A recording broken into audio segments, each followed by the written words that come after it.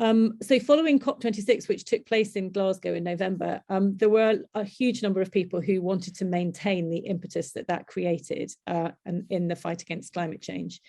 The fight against the global climate emergency is the single most important challenge facing the world at the moment, against some quite hot opposition of challenges facing the world, I have to say, but it remains the thing that is the most existential threat to the whole of the world population, and not just the human population, but the whole of biodiversity. And just today, there is news of a landmark new UN report on the impact of climate change, which talks about rising temperatures and the way they affect every living thing. And the Intergovernmental Panel on Climate Change will summarise several years' research into the issue. So it's really good to be able to bring together the many and diverse organisations who are already taking action across Cambridgeshire to discuss how that we can use our county's position as a centre of academic and entrepreneurial excellence to bring the whole county forward in its race to net zero. In the conversations I've had over the last few months, there were three specific things that we thought we could develop this year along with Cambridgeshire COP during this year of the UK's presidency, which would help support that move to get to net zero as quickly as possible, not just for Cambridgeshire, although Cambridgeshire is fantastically important, but also in helping bring forward net zero for the whole of the world. So the first of those is to support the Local Government Association to get proper recognition of the contribution of local government that local government has to play, recognising the UK's nationally determined contribution. And Pippa's going to say a bit more of that in a little while. The other thing that I think is important is to showcase and accelerate activities which are already happening in the county. And over the last few months, it's been clear just how much is happening in the county.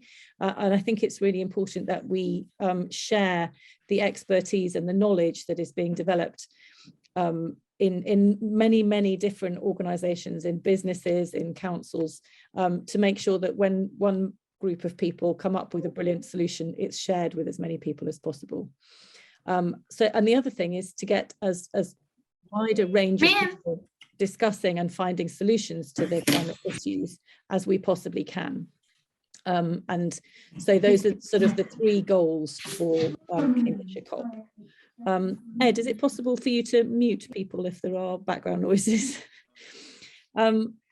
So at this event, I'm really delighted to be joined by Nick Johnson as Mayor of Cambridgeshire and Peterborough, who is going to talk a little bit in a minute about Glasgow and what happened in Glasgow, by Pippa Cahalings, who sits on the Local Government Association Climate Board and is going to help set the scene about how we need to bring the lessons learnt in Glasgow to life in Cambridgeshire, and more about those nationally determined contributions.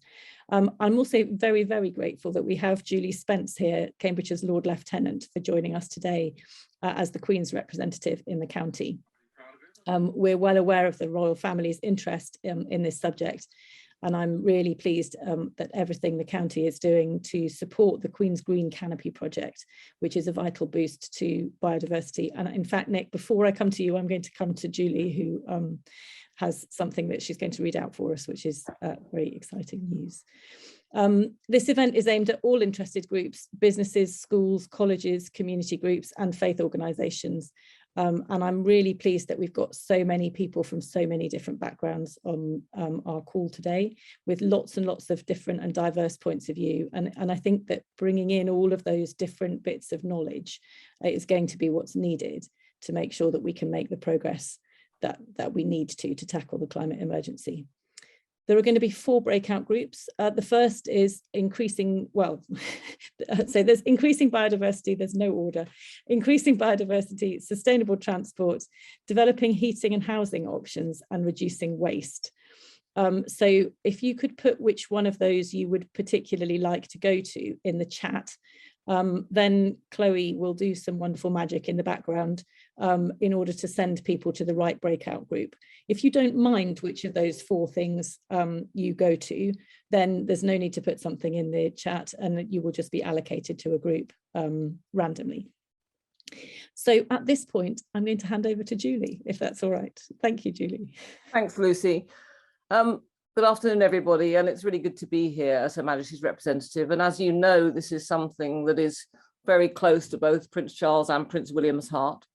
We did invite Prince William to attend today, but as we only gave him 3 weeks' notice, I was not unsurprised that he said he couldn't make it, but he did want to send a message, and this message will be coming in a letter to the organisers, and it can be made public, but I thought I'd best read it out today. He said, "I write to wish the Cambridge Climate Change Year of Action every success. We face devastating planetary and humanitarian crises if we do not act now. But I'm optimistic. Humanity has the ingenuity and the determination to increase biodiversity, decarbonise transport, reduce waste, and tackle global warming. It requires business, researchers, entrepreneurs, governments, and the public to come together. It is why I launched the Earthshot Prize, and it's why I applaud Cambridge's initiative. Thank you for your leadership. Good luck with today's launch. I'm with you every step of the way. William, Duke of Cambridge." So you have it from the top of the royal family that they are absolutely behind everything you're doing. And from myself and my lieutenancy, we are with you every step of the way as well. Thank you, Julie. Thank you so much for bringing that message. And it does emphasize just how important this work is. So that's fantastic. So the next person who I'm going to hand over to is Nick Johnson. Are you happy to take over now, Nick? I am, Lucy, but coming after the words of Prince William is always going to be a hard one. But yes, thank you, Lucy, and thank you for organising, and thank you for everybody who's joined the meeting so far. Yeah, you are correct that I had the honour, and I know a few other people are on the meeting, of going to the COP event. I guess a year ago, I would never have believed I would have been at something like that. But it's fair to say that not just with my sudden change in circumstances, but actually going along to COP was a bit of a light bulb moment for me. I mean, it's clear that the whole world needs to do a lot more, and it really did feel that as we were moving towards that week in Glasgow, that the climate crisis was on everybody's mind, particularly here in Cambridgeshire. And what struck me at the conference was sort of the kind of enormity and the kind of the far-reaching effect that climate change is already showing in our own communities, let alone across the world. So, I mean, by thinking of ourselves and sort of decision making within those separate borders, we often, you know, we realise we begin to look at the one planet. I remember in one of the rooms at COP, there was a big Earth that was hanging above us, and that shared atmosphere, the air we breathe, the quality of the air we breathe. For me, it had a sense that we've got to continue doing something here in Cambridgeshire, and of course, you know, being mindful of the serious consequences to all people across the world. And we are, as you say, Lucy, world leaders in innovation and academia. So why not be the centre of change? So I left the conference with, you know, a real sense of ambition, and I'll be absolutely honest, I'm very much helped by walking into the role of the mayor and the combined authority having already taken it upon itself to get the Independent Climate Change Commission up and running. And then once we had taken on board the recommendations from that wonderful report, it felt that there was something to get behind. But, you know, we can't do this together, or nor should we. You know, the combined authority, you know, is made up of board of both the city, the county council, district council. So we've got to embrace a wider view and delivering prosperity across the patch. But for all people, it has to be a just change. So we need to look at our economies, our natural environment, and all those systems that can deliver better outcomes. Now, I'm delighted we're embracing the vision. And just on a positive note, as I was chatting to people only last week, you know, this is not going to be a talking shop, or should it be? We've, within the combined authority, revised our budget, and for the first time, we're making some real provision with over 10 million of climate-focused activity. We want to pump prime investment in nature and the environment, and a further 1 million supporting communities through a net zero villages programme. Only at the weekend, I was in Bassingbourn in South Cambridgeshire, you know, looking at what the work they'd done in terms of planting 40 odd trees in sort of district council land, and, you know, being able to tell them, look, you know, we're with you here. We want to kind of offer up more opportunities for your community to change. I'm particularly pleased that we have some existing projects that are delivering actions on climate, such as the Zebra electric buses project, and I believe Our combined authority is going to be releasing some good news about that. They're almost going to be rolled out soon in Cambridge City, I mean, as soon as they're built. So on a personal level, what does this all mean? Well, as a still practicing children's doctor, I have actually seen the negative impacts of traffic pollution on children. And, you know, it is a real source of shame. That's even the right word, you know, of that. The fact is that air pollution is now being put onto the death certificates of children who've died with asthma. That is something that has to change. And in fact, it's probably one of the most driving forces behind what I want to do and offer in terms of this collaborative approach. So there's many more people who are experts in this thing. I'm here to kind of set the sort of ambition of the organisation. We've got to have a meaningful commitment. We need to cut those global emissions, you know, by 2050, and it's got to really look towards a success there.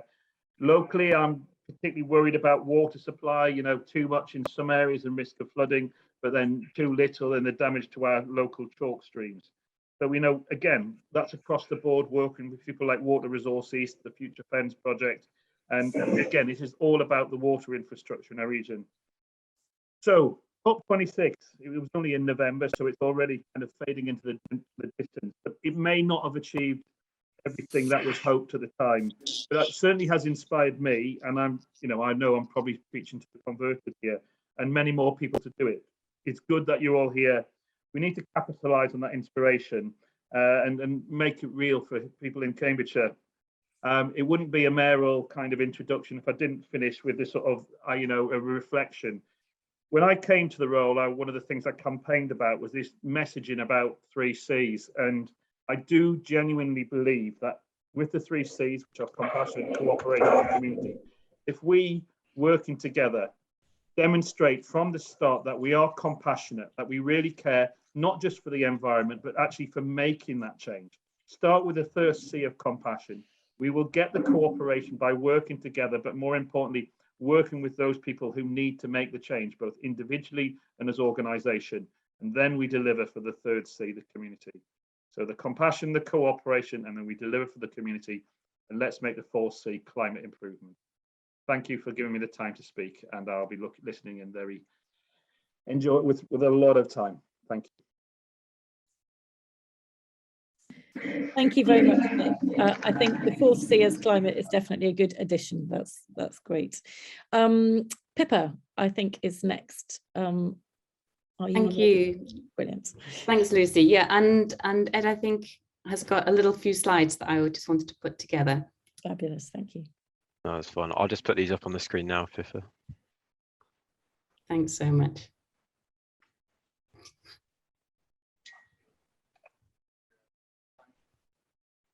So, Lucy, what I think, it's a really nice sort of coming down from what the Prince and Princess of Wales say, you said, sort of framed us, and then Nick. So it comes to me to sort of now link up what they call glocal. So, how we make that link between the global, the national, and the local. And what we need to do, as Nick said, COP26, it's kind of behind us 4 months, but actually we've got COP27 that's going to take place in November this year. And what was agreed at COP26 is that there will be accountability this year in November for doing what was promised and for ratcheting up ambition. So we've got this year, during which the UK still holds the presidency all through this year. It didn't stop in November at the end of COP26. We hold it all this year. Next slide, please. And for me, as for Nick going there, it was very, very emotional, I think, to feel that I was also taking messages from young people in our villages, and there were messages to world leaders there at COP26 with their hopes, their visions, and their fears. And it really brought it home to me each day, delivering a new message about what we're really looking at our young people's future. And it was also very privileged to be in the position to be representing councillors across England and Wales with the National Cross-Party Climate Change Task Group. So we were in the blue zone, in the accredited zone, where we were with government negotiators. Thank you. So as Lucy said, just today, the new latest report for the Intergovernmental Panel on Climate Change has been released. If we just go through the next points quite quickly, Ed, what it has shown is that humans and nature, and this is the new inextricable link that's being recognized by the UN, is that nature and humans and climate change are all inextricably linked, but being pushed beyond abilities to adapt to the climate shocks that we can no longer avoid. Next. And that over 40% of the world's population are highly vulnerable now to the climate change impacts. Next. And that places where people live and work may cease to exist, and ecosystems and species we've all grown up with and that are central to cultures around the world and our languages may disappear. In the next. But the IPCC report does hold out some hope that if we keep global warming below 1.5 degrees and this be the decade of action, then we could hold this from the brink of a cascade of irreversible impacts, which are these tipping points. Thank you, Ed. And in July last year, we had our very own UK climate risk assessment, looking at the climate impacts. On the one hand, how do we reduce our emissions to keep us below global warming of 1.5 degrees around the world? And the other is, how do we adapt to the climate shocks we can't avoid? This is what our latest UK climate risk assessment has said, is we are woefully unprepared for what we cannot avoid. And we are now actually worse prepared than 5 years ago, the report found. Thanks. We will have more flooding, more frequent and higher intensity heat waves. And in the 2020 heat waves, there were 2,500 deaths in the UK, excess mortality due to the heat waves of that summer of 2020. Next, please. And what we've seen now is double trouble. So we saw with a pandemic at the same time as these climate shocks. So we were dealing in Shropshire, for example, with both flooding and COVID-19. And during COVID, we've seen local councils on the front line together with other key workers. And when we face these extreme weather events, it will be local authorities on the front line again. So we need to be there at the time of the crisis, but also beforehand planning with climate adaptation plans that include biodiversity and nature-based solutions too, which help us be resilient. Thanks, Ed. So did COP give us the chance for keeping 1.5 degrees alive? And there are different views on this. In terms of the science, this incredible thing we're doing, which is where we're trying to bring 196 countries together to collectively agree that we are going to take actions which may impact all of us for a collective responsibility to the planet. We've never done something like this before in terms of negotiations. And it's bottom up. The nationally determined contributions, which are called NDC, are what each country in the Paris Agreement has committed to pledging in terms of our own emissions. When they were added up going into COP26, what we saw was not a 1.5 degrees world, but a 2.7 degree world. That was as we went into COP26. Then there were more pledges made actually during the first week of COP26, including one by India, one of the greatest emitters, and that brought the calculations down to 1.8 degrees.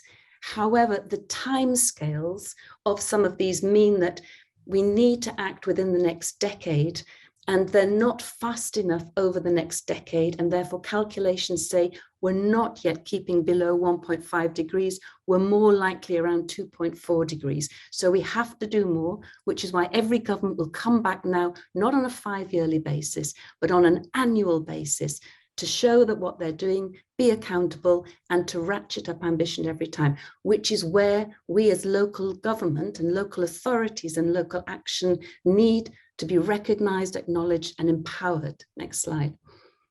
Because just last year, the National Audit Commission for England recognized, after its inquiry, that there are serious weaknesses in central government's approach to working with local authorities on decarbonisation, stemming from a lack of clarity over local authorities' overall roles, piecemeal funding, and diffuse accountabilities. So if we come up with our ask is a national fiscal and policy framework that shows what we do at all levels of government and how that all fits together, rather than a scattergun approach to each council trying to do as much as it can, but we all understand what we're doing, and nationally we know how that contributes to our binding net zero targets. Next one. And that's because local government within its sphere of influence has a third of all of UK emissions. So we have the delivery powers and the assets, but we don't have both the resources and the rules. So we also need to ensure a just, great to catch up with each other.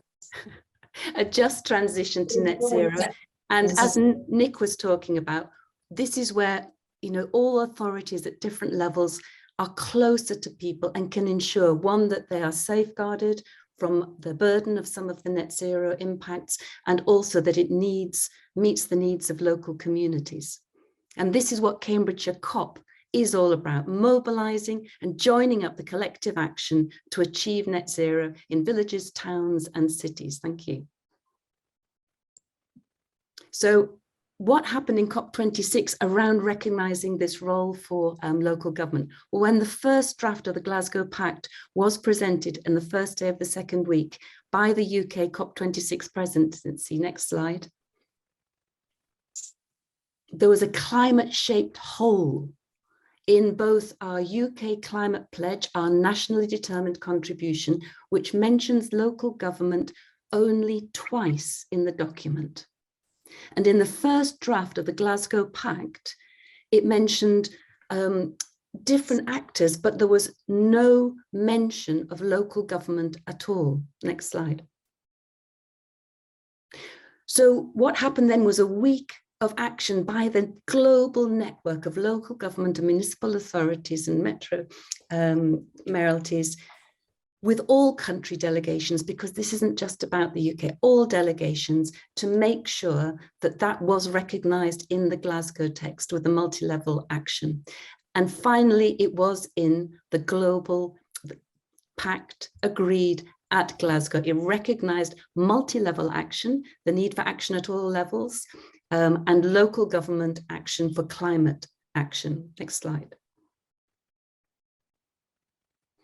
So now what we need to do is turn this words into action on the roadmap now up until November 22 for COP27. So the Local Government Association is now an active member of this negotiating constituency.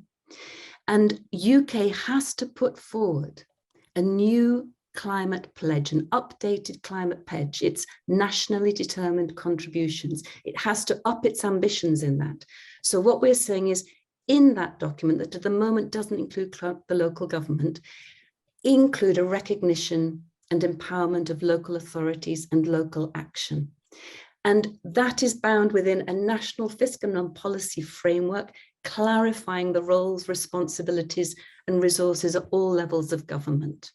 And what we are proposing through the Cambridgeshire COP and beyond is that Cambridgeshire provides an example of what that would look like. Because at the moment, the NDCs, the nationally determined contributions of each country, look at it as only the sectoral emissions, at each sector, the emissions that they emit and how we can get them down at the different sectoral emissions through the different ministerial departments. But now we're looking at how that works together with local authorities at all levels. We have the Cambridgeshire Independent Climate Change Commission, has done an amazing carbon budget, has put forward a whole package of recommendations.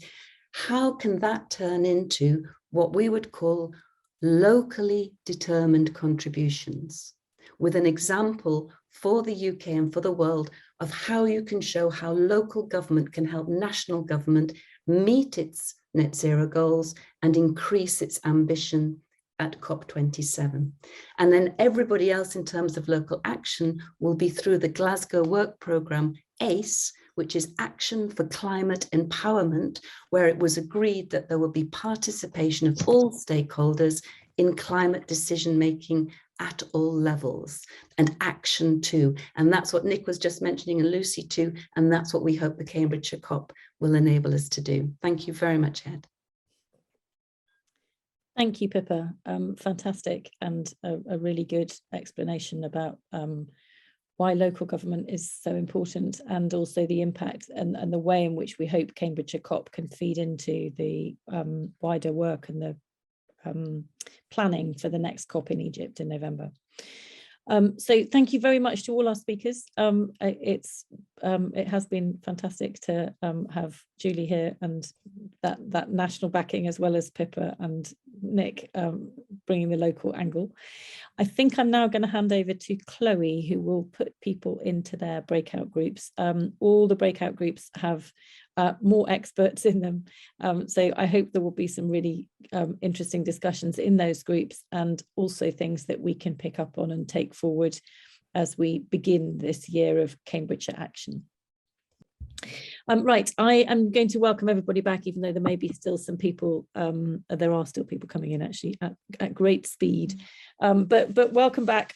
Certainly the breakout room that I was in, we had some really interesting conversation and some very different perspectives, which is one of the key things that I would like to come out of this work on Cambridgeshire COP, is bringing in different people's perspectives and making those links that we wouldn't otherwise have made. And I have to say, in our group, having Magpass there, Daryl from Magpass, was just a completely different view on transport from the one we normally have, and really, really interesting and helpful. So thank you. I hope other groups were equally fascinating. I think we're going to go for a 5 minutes feedback from each slot, and I'm going to go in the reverse order that they are on my sheet. So I'm going to go with dealing with waste next. First, dealing with waste. Can we have, I don't know who's feeding back from dealing with waste?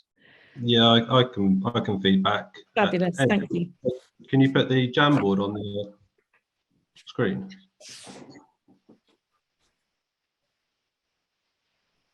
Is that feasible?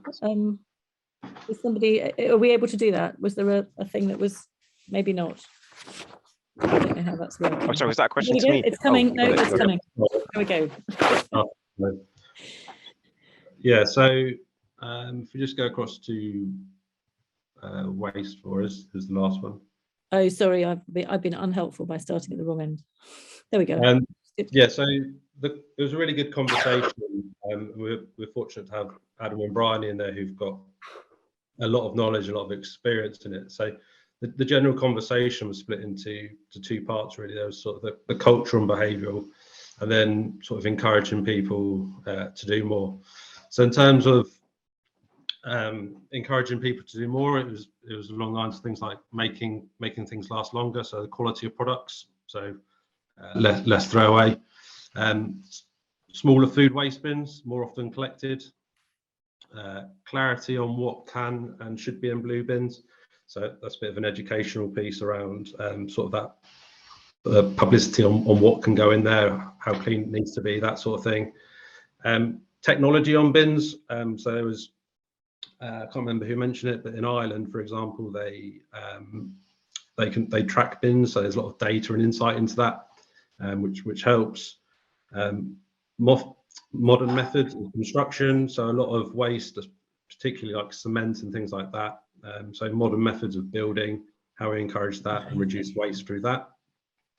Incentivizing recycling, encouraging upcycling and reusing. So making sure that we don't throw away, or we can reuse it for different things. Education on value of food. So 32% of black bin waste is actually food. So just that sort of educational piece around how we can improve that and how we can reduce that. And then also encouraging people like producers, so supermarkets, for example, and supporting them to reduce waste and reduced packaging and things like that. And then on the left-hand side is the cultural and behavioural. So things like it is okay to use second-hand things. So that bit of a stigma of only using shiny things and using them once. So the step change from recycle levels, they sort of steadied out. How do we move to that next level to get more and more stuff actually recycled? We talked a bit about the legislation changing, which is supporting that. And then the last few bits, so identifying places of excellence and how we can get inspiration from that. So we talked a bit about research already at Cambridge University around this, but the example was sort of Japan and how they do recycling to a really high standard. So things like segregating, is there a cultural shift from just putting everything in a blue bin to potentially having more bins and segregating it and making it more efficient that way? So yeah, it was a really good conversation, input from everyone, which was great to see, and it sort of got a lot out of it. So yeah, thank you to everyone that participated in the waste conversation. Fantastic. Thank you so much, Richard. That's really helpful. And there's loads there. And actually these little post-it note boards, I think, will be really useful for us to take forward to the next steps of developing this. Can we go to heating and housing options next? Who is feeding back from that group? We've got the slide, so that's great. Is there someone feeding back from heating and housing? I can. If Bridget, are you feeding back, or do you want me to? Go on, Cheryl. Okay, Cheryl, if you can, just because Bridget is having some technical difficulties, so I'm afraid they were my post-its in the end of me coming into the conversation very late. So I'd appreciate if you can, but I will chip in as much as you need. Okay, so I think we covered a number of things. I think the first thing was when we talked about retrofit, we were also talking about adaptation. So Emma Davies highlighted that there are toolkits that you can use or are being published tomorrow around adaptation, which is really important because the overheating is one of the big challenges we face. There was also the issue of standards were raised. So I think it was John in our group mentioned that if you are delivering a retrofit for homes, there's a standard called PAS 35, which gives guidance on what to do if you want to have your home retrofitted. And so that led on to the discussion around, do we have the skills or the skill sets and the supply chain available to deliver retrofits and supporting the significant level of scaling up required. And I think there was probably consensus around the table that there's a lot more needed to build the skills and supply chain if we're going to deliver at the scale that we need to. We also covered impact investments, and so Pippa mentioned that she'd been, I think, either listening or collaborating with UK 100 around impact investment, which is the large financial institutions looking at how they might raise the finance and new business models to invest into retrofit. Because unlike things like renewable energy, where you can invest and make a return, on retrofit, it's a cost. And what you're doing is making carbon savings and efficiency savings on your bill, but it's a long time payback potentially. And so there are new business models required to come forward to help us. But I think probably the most practical thing we had was from Cambridge Carbon Footprint. Alana, who mentioned that the carbon footprint team have been supporting householders over the last, I think, was it 10 years, Alana? Running eco homes open days, but also lending out to anybody who's interested to borrow thermal imaging cameras for their homes, CO2 monitors to see about ventilation in your home, and have got a range of practical toolkits they can offer as well. And so I think there was also, Adrian mentioned about collective buying schemes that we have, and also the issue around getting long-term finance from government and support from government in terms of the grants and competitions they run. If there was greater consistency, we would probably be able to support our businesses and our supply chain to develop better. I think that's about it. Was there any other comments from any of the team? All quiet. I think so. Thank you very much, Cheryl. Lots and lots in there. And I think that thing from Cambridge Carbon Footprint sounds fantastic. So given that part of the aim of Cambridgeshire COP is to try and spread the word on things, we need to make sure that people know that that's available, and that's really helpful. So next is the Sustainable Transport Group. And I think this is the one I was in. So this will be Christine. Oh, can you hear me, Lucy? Yes, we can hear you. Oh, excellent. So I've swapped to a new system. Okay, so we had a really interesting conversation which looked at a whole range of things, from air ambulance to schemes gamifying public transport in Amsterdam. And I think basically what we were talking about was what things were standing in our way of getting more people to use or more sustainable transport options. One of the key things was IT and broadband. I'm demonstrating that well at the moment because I can't both talk and be seen because of the broadband issues. And many people were speaking about that. Also about electricity and grid capacity to help people work more remotely. There were some discussions about freight also and about how we removed freight from our roads, but I will come on to good news on that in a minute. And also the reliability of sustainable transport. If people were using public transport and they didn't have flexibility over their working arrangements, it was very difficult if things then didn't arrive. So those are the things that we thought needed to be fixed if we were to get people to use things or develop more sustainable transport. But there's a lot of potentials and opportunities. There is opportunity for policy and legislation change and for lobbying around that. There is a lot of potential around changing the infrastructure and underpinning our supply, especially around the EV points. We were talking about EV points and how we're going to fast track some of that.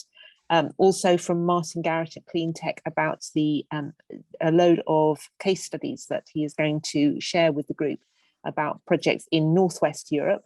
And this is about gamifying public transport in Antwerp, some suggestions about what's happening in Rotterdam. So bringing those examples and some of those very good examples to what's happening here. And there's an awful lot of good news also from Roland about some of the things that the CPCA is bringing in, and around Cambridgeshire generally being a good area for cycling and for greenways, but obviously how do we stretch that out to more rural communities? But I think what we ended on was there's quite a lot to be proud of in this area that we need to explore and we need to be sharing more. And we talked about Cambridgeshire being more of a living lab. So pioneering last mile delivery. There is the scheme at Cambridge North where big Pantechnicons go and materials are then taken by bicycle all over the city. About Oxwash, and which started in Oxfordshire but is now based in Cambridgeshire, which is cycling dry cleaning, and it's about sort of bringing together both the opportunities and the for employment and being able to show people what we're doing in this area and to be able to really inspire people. Let me have a look. I was the board. There was a very interesting thing about air ambulance and about wanting to offset, because some of the things that we're doing obviously as an air ambulance service, it's very difficult to have sustainable helicopters at the moment, and was it necessarily moral to fundraise for offsetting? And then we branched off into a conversation about, well, if there was more sustainable transport, less people on the roads, would there be less need for air ambulances? So there's some very interesting discussions going on there, and I think lots to ponder on and lots to discuss. I don't know if there's anybody else in the group. Did I miss anything horrible? It's a fantastic summary. So okay. Christine, there's a huge amount we covered. So it was a lot. It was a lot. I don't see anyone jumping in, so thank you for that. We're pretty much on time, so that's good going. And we will go to increasing biodiversity. So I don't know who's feeding back on this. They've got very tidy post-it notes, increasing biodiversity. That's evidence that it's Christine Worth who's going to feed back for us. Everybody else took one step backwards. So Christine. Very good. Yes, I love tidying some post-its. So yes, we had some really interesting discussions around biodiversity. So first we heard from Martin Lyons and Richard Astle around work that's happening with farmers and with communities and landowners to work on biodiversity and on doubling nature in Cambridgeshire, and the value of having community-led nature recovery, and that obviously with this work, it's important to also consider kind of the economic gains or the economic impact, and that on the community side, there is small budgets available and small grants to kind of get projects off the ground. And from that, we had some interesting conversations around these kind of different stakeholders in that. So like, what is the role of the council and the authorities, and how should they be collaborating with communities and businesses to kind of really create like a common effort. So it's not something we're doing to the county, but really working with the county and everybody that entails. And so we, asking questions like, how can we really enable that? How can we enable communities to act? How can we enable them to think differently? What kind of work is happening to generate the data around biodiversity, species, water courses, everything, and kind of how that is all connected. So I think our topics kept on jumping, and I tried to kind of sort them into some colors to theme them, but everything felt very connected. And there was definitely this question also around how there's the connection between increasing biodiversity and working towards a net zero agenda, and really understanding the overlaps there.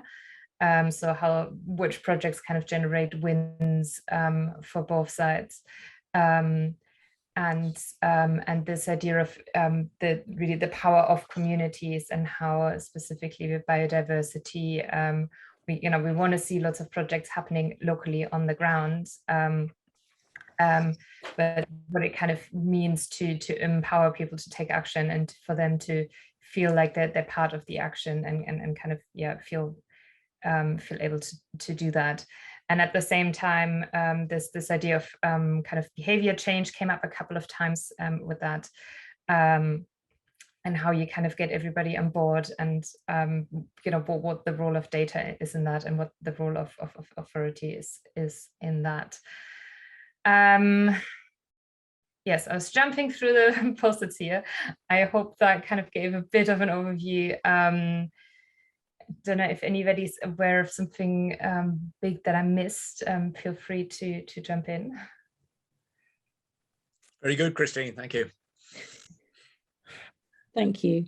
Thank you to everyone who's fed back, and to all of the people behind the scenes helping with post-it notes and breakout rooms and all of those kinds of things, all of which make the discussions so much more productive, because it means we can follow them up more effectively in the end. I have to say that one of the things that I've been finding really satisfying sitting here watching the feedback sessions have been the in the chat, all the questions coming up saying, that sounds really interesting, can I hear more about that? And yes, I'll send you this later on. It's those kind of connections that I think this Cambridgeshire COP needs to be all about, so that we're making sure that the things that people are doing in one place are being used by as many people as possible and taken forward by as many people as possible. So it's been fantastic seeing all those kind of questions and bits of interest coming up in the chat. I'm going to go to Chloe because she's got her hand up. I was very, very fortunate until right near the end. I was able to come in and out of each of the groups, and there was so much discussion. It was so good. But also what I found is that it was very similar themes being talked about, so we can gather around some particular topics like we did today, but actually it just shows how complementary they are and how connected they are. So we've talked everything from policy and funding and upskilling and job creation and job change to infrastructure development, lots around behavior change and empowerment, and there's just a real sense of kind of energy and motivation that this is common to everyone. So there will be packs and things developed, but what we'll see is that there'll be such key links between each of these areas. So if there was an area, because I know in one of the groups they're saying, oh, but I'm quite keen on that one, actually it's going to cross the piece anyway. So it was very good, and I was really lucky to be able to dip into each and every conversation. So so thank you for being so keen. Thank you, Chloe. Which leads nicely into saying that actually this is just the start of this work. So it is really exciting that we're just beginning. We've got more things coming up, as in events, but I think the most important thing is those connections and that follow-up work, making sure that people do understand what's going on in other places and that we're helping to spread good practice as much as possible, because that's going to be, I think, one of the most important things helping us get to net zero, because by learning from each other, we'll get there much more quickly.